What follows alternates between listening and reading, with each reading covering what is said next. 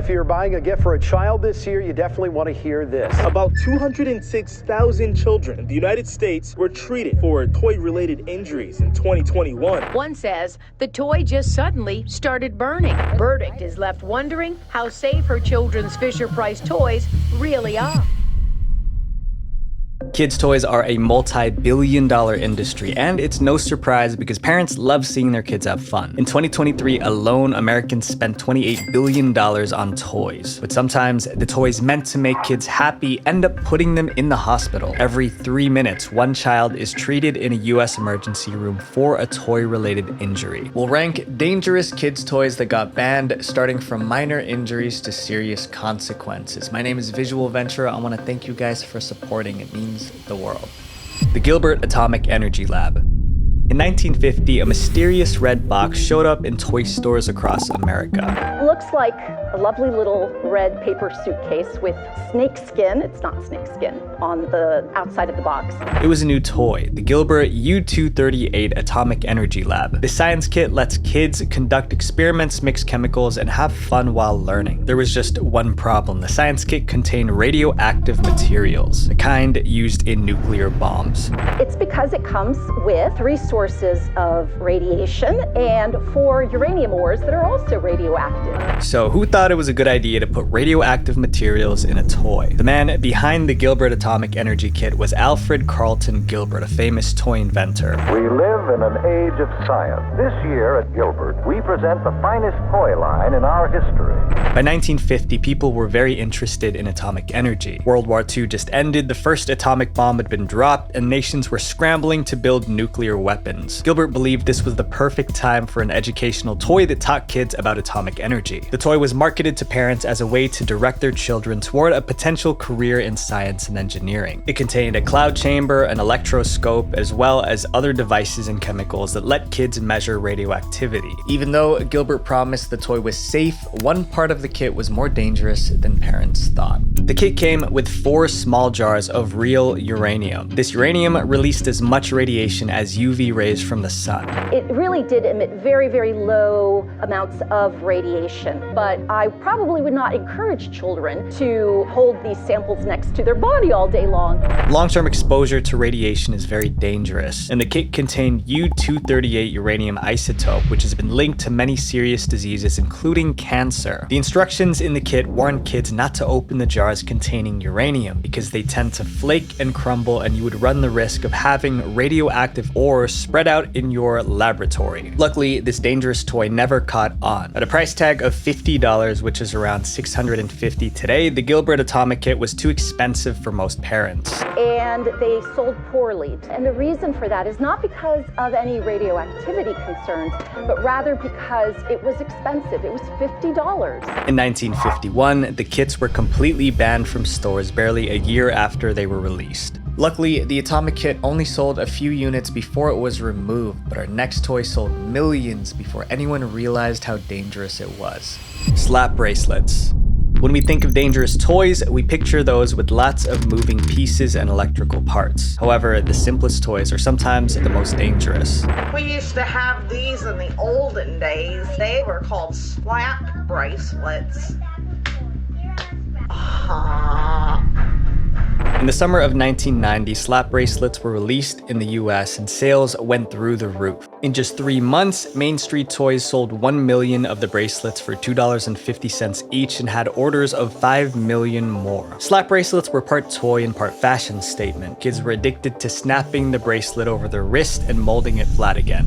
In 1990, right after the original slap wraps came out, a bunch of knockoffs appeared on the market. But the companies that made these fake bracelets would do anything to make a quick buck, even putting people in danger. The original slap wraps used high-grade quality steel with rounded edges and a double knit fabric. But the knockoffs, which were coming from Asia, were made of cheaper fabric and low-grade steel with sharp edges that could rust through the fabric. If the cover tore and the metal band was exposed, it could cause injuries like cuts and scrapes when slapped onto a wrist. Unfortunately, the copycats didn't care about safety. Soon, the market was flooded with poorly made knockoff slap bracelets, and it was only a matter of time before people started getting hurt. First, 4-year-old Nicole Tomaso of Wallingford, Connecticut cut her finger finger on the sharp metal inside a cheap imitation slap bracelet. Then, a student in an elementary school in New York needed 3 stitches in her hand after she was cut with an exposed bracelet edge. So many injuries were reported within 1 month that the Consumer Product Safety Commission issued a press release warning that slap bracelets posed a cutting hazard. To make matters worse, students weren't just snapping it around their hands. They were snapping the bracelets around their ankles, necks, and places with prominent veins. It was estimated that 10 to 15 million counterfeit bracelets were sold. No freaking There's way. no way that's a tape measure. This is insane. Are you kidding me? Stop! The only way to prevent more injuries was to stop kids from using them. But how? Slap bracelets were banned in schools in New York, Pennsylvania, and Connecticut. Nearly 80,000 bracelets for kids are being recalled. They are Trolls slap band bracelets, and the danger is that children have been cut by the metal covering. The makers of the original slap wrap Main Street toys were hit the hardest because they sold only 1 million slap wraps, which was far less than the 15 million knockoffs. This next toy was so dangerous it was recalled, destroyed, and never made again.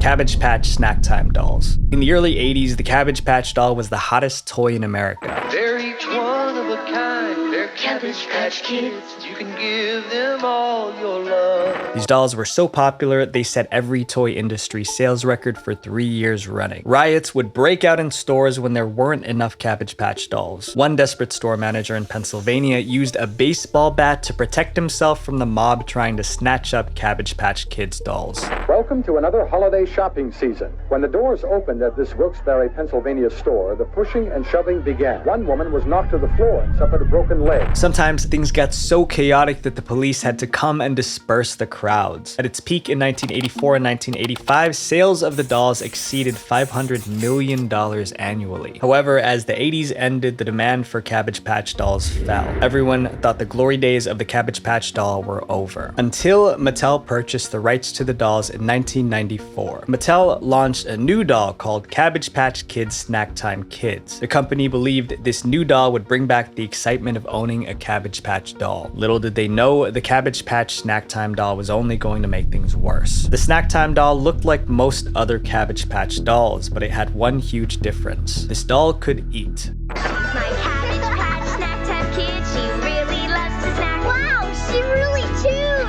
Eating her is so much fun. Your bananas all gone.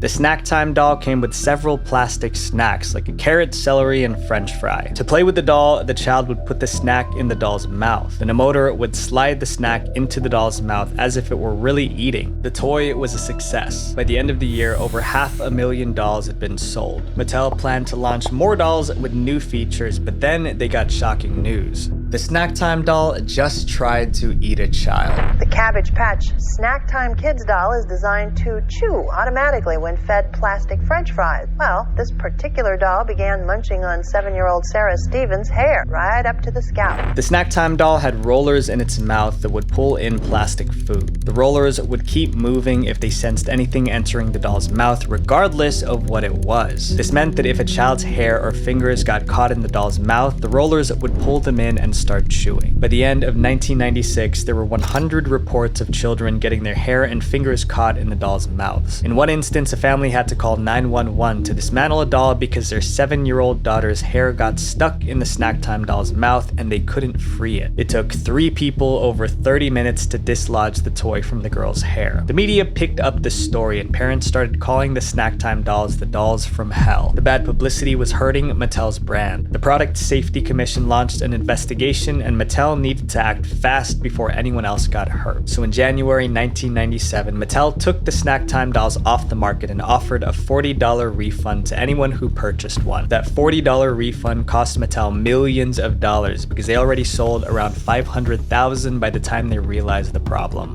But that wasn't the only time relaunching an old toy caused trouble. This next toy's return triggered a government intervention. The Easy Bake Oven.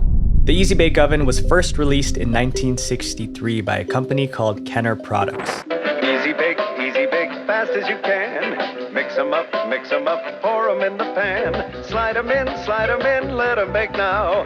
Slide 'em in, slide 'em out, easy bake, wow! Kids could bake small cakes and cookies in the miniature oven just like a grown-up. Little girls loved it so much that Kenner sold 500,000 Easy Bake ovens in the first year of production. In 1991, Hasbro, another big toy company, bought Kenner products and decided to design a new and improved version of the oven. However, Hasbro ended up creating something that sent hundreds of people to the emergency room. In 2006, a new version of the Easy Bake oven hit stores. This one was a purple and pink plastic oven with 4 burners on the top and a front-loading oven. The oven had a small opening where children would slide food in to bake. Sometimes kids would accidentally stick their fingers too far inside and get them trapped in the front opening. After the release of the new model in May 2006, Hasbro received reports of 29 children getting their fingers or hands caught in the front-loading door. 5-year-old Sophia Justice is not happy because these firefighters are trying to remove an Easy Bake oven that is stuck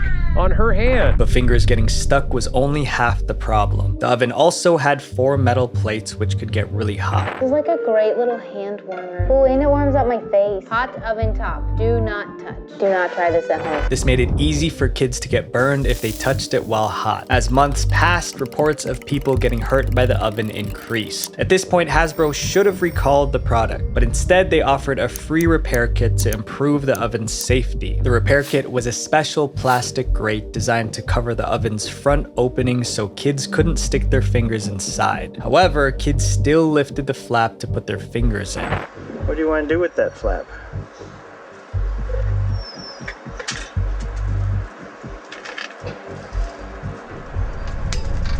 The injuries continued. There were 249 additional reports of kids getting their hands or fingers stuck and 77 reports of burns. In 2007, the parents of a Mississippi girl sued Hasbro for $1.2 million after their daughter got her hand stuck in the oven for more than 3 hours. When her parents couldn't get the toy off, they rushed her to the hospital where emergency room doctors were forced to cut the device off with a bone saw. Parents all over the country were mad and accused Hasbro of recklessly allowing a dangerous product to stay on the market. Eventually, the US Consumer Product Safety Commission banned the toy. And in July 2007, facing criticism, injuries, and lawsuits, Hasbro recalled about 1 million Easy Bake ovens. Even though the 2006 Easy Bake oven was never made again, this next toy caused just as much panic that same year.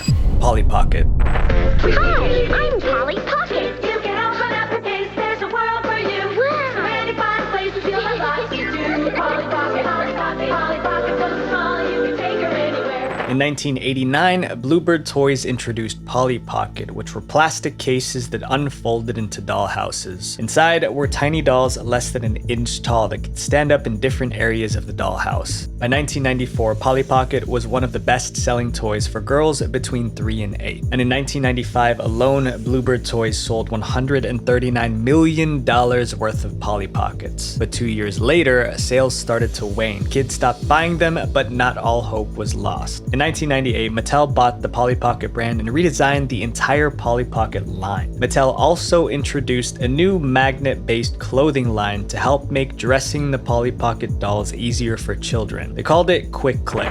For Quick Click fashion, it's totally wild. Elevator down. Hey, a new outfit. Change the color. A Quick Click. They gave the dolls magnetic hands and feet so Polly was able to better attach or stand in the dollhouse. Millions of parents bought the Quick Click Polly Pocket for their kids. And at first, everything was fine. But then the tiny magnets in the doll's hands, feet, and accessories began to fall off. Some kids ended up playing with these tiny magnets and accidentally swallowing them, which could cause choking. But the danger increased if more than one magnet was swallowed, because multiple magnets could stick together inside their stomach, causing serious complications. Swallowing a magnet isn't like swallowing a penny because they can wreak havoc inside the body. There were over 170 reports of the small magnets falling from Polly Pocket dolls and accessories. However, Mattel didn't take it seriously until those tiny magnets almost took a life. In 2006, 3 people swallowed the Polly Pocket's tiny magnets and ended up in the emergency room. Each of them swallowed more than 1 magnet and required surgery. Luckily, all of them survived. After such a close call, the Consumer Product Safety Commission ordered Mattel to pull the toy off the shelves. In November 2006, Mattel recalled about 4 million Polly Pocket playsets that had magnets in them. The recall cost Mattel millions of dollars and damaged Polly Pocket's reputation as a safe, child-friendly toy. In 2010, Mattel attempted to relaunch a new line of Polly Pocket toys, but it flopped. It seemed parents could never trust Polly Pocket again, and in 2012, Polly Pockets were discontinued in the US.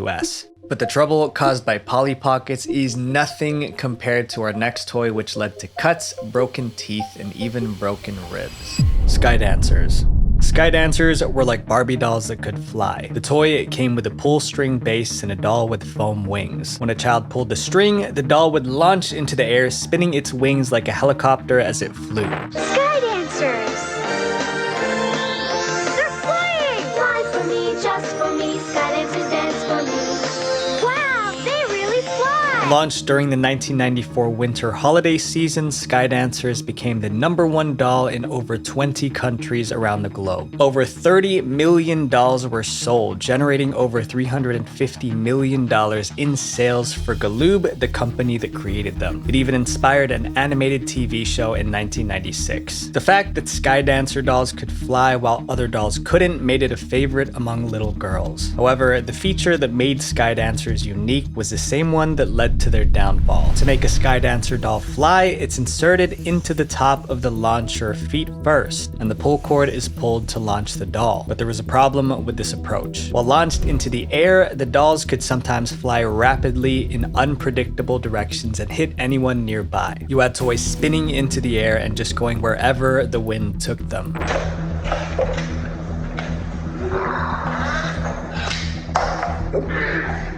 While the foam wings on the dolls provided a limited amount of safety, getting hit in the face by a flying hard plastic doll was dangerous. There were 170 reports of the dolls striking people, resulting in 150 injuries. The flying dolls were responsible for facial cuts, broken teeth, and even broken ribs. As more injuries were reported, parents began to complain about the toys, sharing their stories about how their kids got hurt. Consumer safety groups contacted the media to warn others about the dangers of the flying dolls. At some point, the US Consumer Product and Safety Commission thought enough was enough and stepped in. In June 2000, in the face of intense pressure and negative publicity, Galoob was forced to recall the Sky Dancer dolls after less than 6 years on the market. Almost 10 million dolls that sold nationwide were recalled. Galoob announced that consumers should stop using the dolls immediately and call a toll-free number to participate in the recall and get a free replacement toy. Recalling the Sky Dancer toys was a financial disaster for the company. But even after pulling the toys, Galoob's problems were still far from over. After the recall, the US Consumer Product Safety Commission slapped Galoob with a $400,000 fine for not reporting the injuries caused by the dolls early enough. At least the bruises caused by the Sky Dancer dolls could heal. Our next toy didn't just cause injuries, it caused millions of dollars in property damage.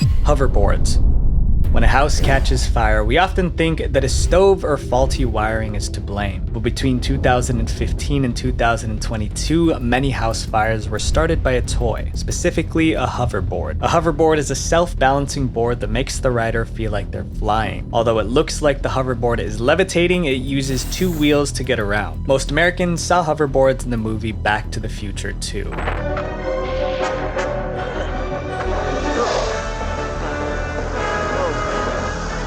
He's on a hoverboard! Although the hoverboard in the movie was fictional, it left a lasting impression on the audience. Then in 2014, real hoverboards were invented by Shane Chen and went viral on social media. Ever since celebrities like Justin Bieber and Kendall Jenner began posting videos of themselves slaloming on hoverboards, they've been flying off the shelves. It's the must-have gift this holiday season, hoverboards. According to eBay, they're selling one every 12 seconds. As hoverboards became popular, some Chinese companies saw an opportunity to make a quick buck by creating cheap knockoffs. But these knockoffs weren't just cheap, they were also dangerous. It was a cool evening in Watton, Norfolk. Lucy and Dan Wallace were watching TV in their home, while their 8-year-old son Dylan was asleep in his room upstairs. Suddenly, Lucy and Dan heard a strange sound behind them. Describing the situation, Lucy said, "I heard the hoverboard come off on and it banged against the wall in the hallway behind me twice. Lucy went to check it out. She opened the door and there was a massive amount of flames. It turns out their son's hoverboard was charging when it caught on fire. Lucy and Dan watched in horror as the first floor of their family home quickly filled with smoke. Lucy ran upstairs, grabbed their son from his bed, and then carried him back downstairs out into the garden. Meanwhile, Dan tried to get the burning hoverboard outside. The Norfolk Fire and Rescue Service quickly arrived to put the fire out, and luckily, no one was seriously hurt. But this is just one of the hundreds of stories involving malfunctioning hoverboards. It's on fire! Timothy Cade says his hover booster board burst into flame and the lithium-ion batteries shot out. From 2015, there were numerous reports of hoverboards catching on fire, mostly caused by knockoffs. Fires started in many different ways. Some hoverboards exploded while charging, others while people were riding them, and some while the hoverboard wasn't even moving. It was like a firework, like you just lit a firework. I seen sparks just flying, and before I could yell, the house is on fire, just the middle part of the board that would go in between your feet just poof and into flames. By December 2015, there were 12 incidents in the United States where the lithium-ion batteries in hoverboards reportedly caught fire, destroying bedrooms and even entire homes. But that number was rising quickly. 7 months later, in July 2016, the US Customer Product Safety Commission updated that number to at least 60 reports of hoverboard fires totaling over $2 million in property damage. It's the terrifying moment a hoverboard catches fire inside a house. In 2022, hoverboards and similar devices caught fire many times, causing 19 fatalities and sending 20 people to hospitals in 39 states. So why were these hoverboards suddenly catching fire? Experts believe that the hoverboard fires were caused by the lithium-ion batteries in the device. The liquid swimming around inside most lithium-ion batteries is highly flammable. Therefore, if the battery short circuits, the liquid electrolyte can heat up so quickly that the battery explodes. For a while, it seemed like hoverboards would become as common as bicycles. But as videos of hoverboard injuries spread on social media, many places decided to ban them. Hoverboards started disappearing in February 2016 when the US Consumer Product Safety Commission threatened to block imports of hoverboards that don't meet safety standards. A few months later, the commission followed through on that threat, recalling 500,000 hoverboards in the United States. Some cities also banned hoverboards. Back. Even if your scooter is working perfectly well, you can't ride these things everywhere. In New York City, it's illegal to ride them on the sidewalks and the streets. The US airline industry followed suit. Many airlines have banned hoverboards on flights. Amazon suspended hoverboard sales and demanded vendors to provide documents proving the devices meet safety requirements. The next story is about the disasters that happened when a food company decided to enter the toy business. Burger King Pokeballs. In 1999, millions of kids were excited about the release of a new film, Pokemon: The First Movie. Training is over. Kids WB presents Pokemon: The First Movie. It was a fantasy adventure film based on the widely successful Pokemon games. To boost excitement for the movie, Pokemon teamed up with Burger King for a special promotion, but it would end in catastrophe. This is how the Burger King Pokeball promotion worked. When customers bought a Burger King kids meal, they would find a plastic Pokeball inside the box. The Pokeballs could be opened by pulling the two halves apart, and inside it was a small Pokemon toy. Now inside every Burger King Big Kids meal you buy, your kids not only get more of the great tasting food they love, they get Pokemon toys and limited edition trading cards from Pokemon: The First Movie. Burger King offered a set of 59 toys which were inside these round containers. Now these are the balls that we're talking about. Some 25 million of them were given out with kids meals. They were either red and white or hot pink, and when you open them up like this, inside is a Pokemon toy. However, a problem was looming. Pokeballs could be opened by pulling apart their halves to reveal a toy, but the halves were big enough to cover a child's nose and mouth. Either half of the Pokeball can get stuck on a child's face, making it difficult to breathe. Once you put them up to your mouth and you suck on them, like kind of like sticks to your mouth and then you can't get any air and then you pass away.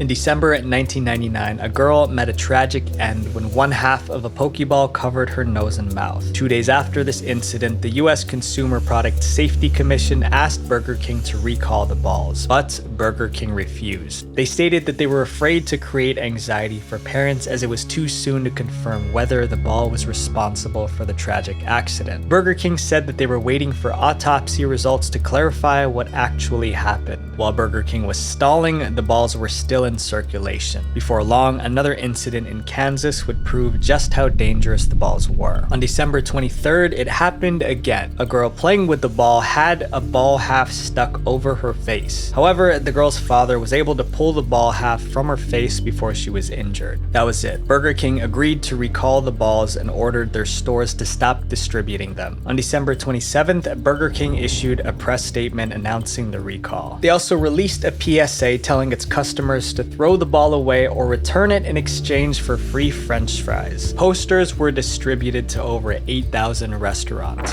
Burger King and the U.S. Consumer Product Safety Commission want you to know about the voluntary recall of this Pokemon Pokeball. Children could keep the toy that was inside the Pokeball, but they had to return the ball itself. Throw the ball away or return it to Burger King. Hasbro Javelin Darts. Hasbro Javelin Darts, also known as lawn darts or jarts, was a popular game in the 70s and 80s. The game involved kids throwing darts at a plastic ring on the ground. If a dart lands inside the ring, the player scores a point.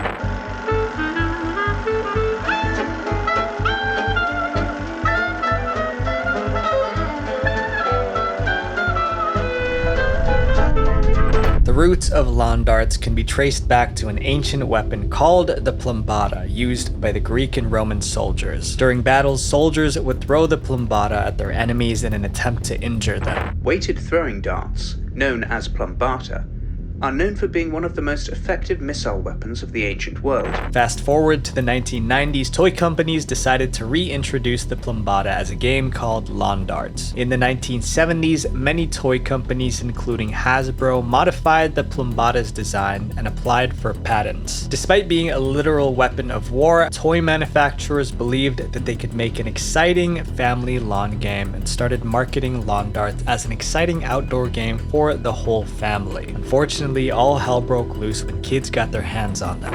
And let me see if you can hear this. Okay. How can they consider this a toy? Lawn darts started hurting people as soon as they hit the market. In 1970, a tragic lawn dart accident claimed the life of a child who was only 4. When the Consumer Product Safety Commission heard about this, they banned lawn darts that same year. However, the companies producing lawn darts didn't want them banned. They challenged the ban in court, and after a long legal battle, a compromise was reached in 1976. The ban was lifted on one condition: lawn darts could no longer be marketed or sold as toys or in toy stores. The commission ruled that every pack must contain the following warning: not a toy for use by children, may cause serious fatal injury, read instructions carefully, keep out of reach of children. By 1977, lawn darts were back in stores, but despite the warning labels, children continued to play with them. Between 1978 and 1986, lawn darts sent 6,100 people to the emergency room. At least 80% of injuries involved kids younger than 15. 3 of these injuries were fatal. However, out of all these incidents, one tragedy reminded everyone how dangerous these darts were. In April 1987, a 7-year-old girl in California was playing with her dolls when she was hit by a lawn dart sailing through the air.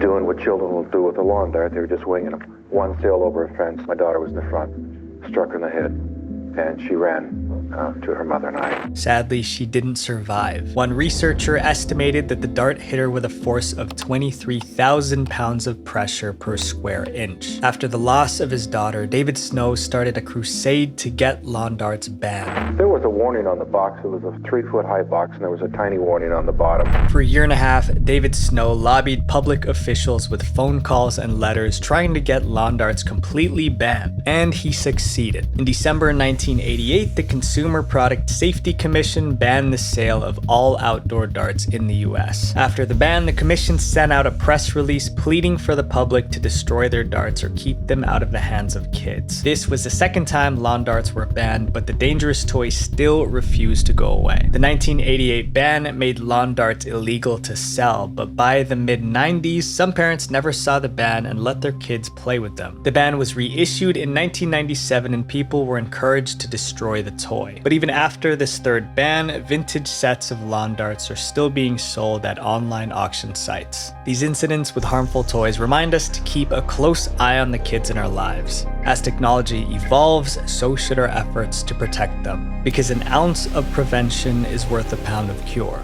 Visual Venture.